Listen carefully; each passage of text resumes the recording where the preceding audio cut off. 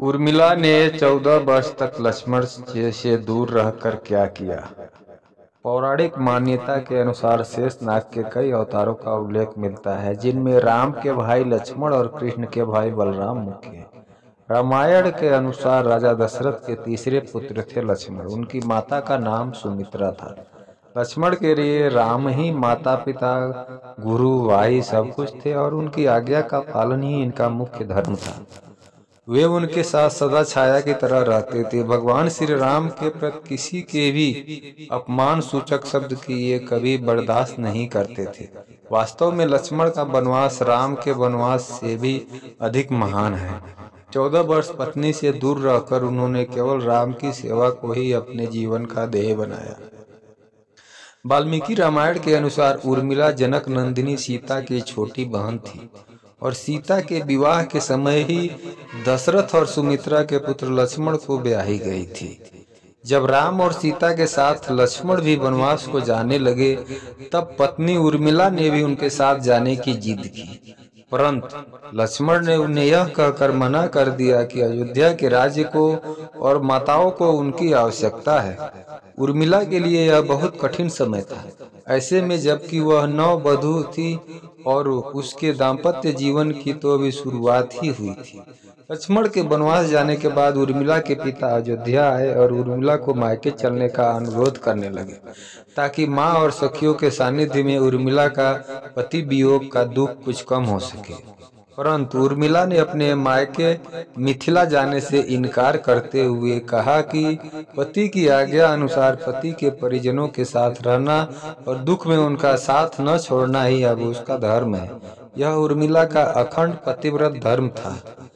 जब लक्ष्मण जा रहे थे, तब इस सबसे विकट क्षणों में भी उर्मिला आंसू न बहा सकी, क्योंकि उनके पति लक्ष्मण ने उनसे एक और वचन लिया था कि वह कभी आंसू न बहाएंगे, क्योंकि वह अगर अपने दुख में डूबी रहेंगी तो परिजनों का ख्याल नहीं रख पाएंगे।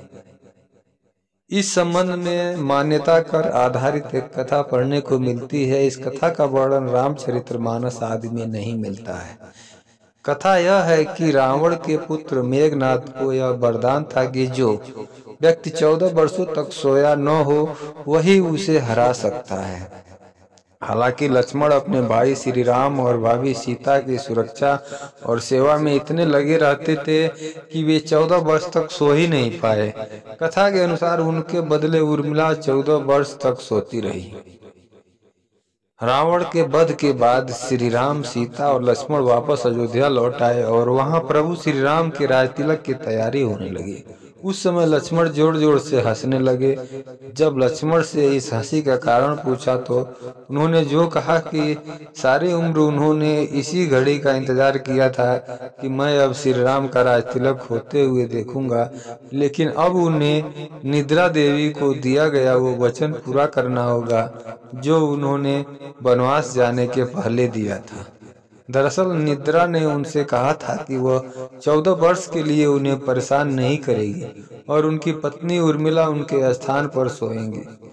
निद्रा देवी ने उनकी यह बात एक शर्त पर मानी थी कि जैसे ही वह अयोध्या लौटेंगे, उर्मिला की नींद टूट जाएगी और उन्हें सोना होगा।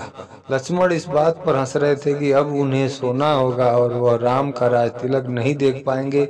उनके स्थान पर उर्मिला ने यह रस्म देखी थी। लक्ष्मण के उर्मिला से अंगद और चंद्रकेतु नाम के 2 पुत्र तथा सोमदा नाम की एक पुत्री उत्पन्न हुई।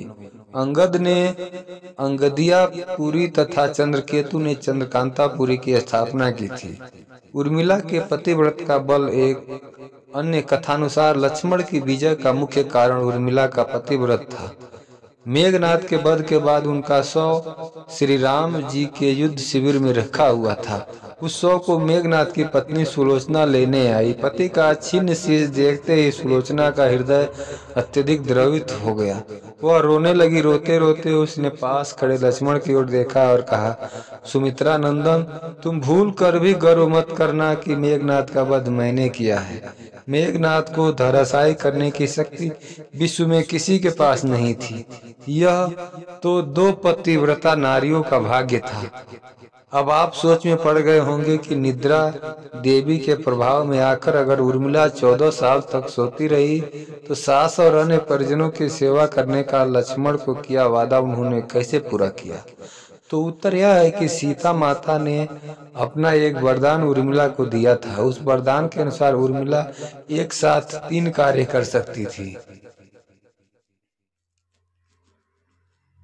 तो फ्रेंड्स, कहानी कैसी लगी कमेंट करके जरूर बताएं। मिलते हैं नेक्स्ट वीडियो में ऐसे ही कुछ नई रोचक कहानियों के साथ। तब तक के लिए अपना बहुत बहुत ख्याल रखें।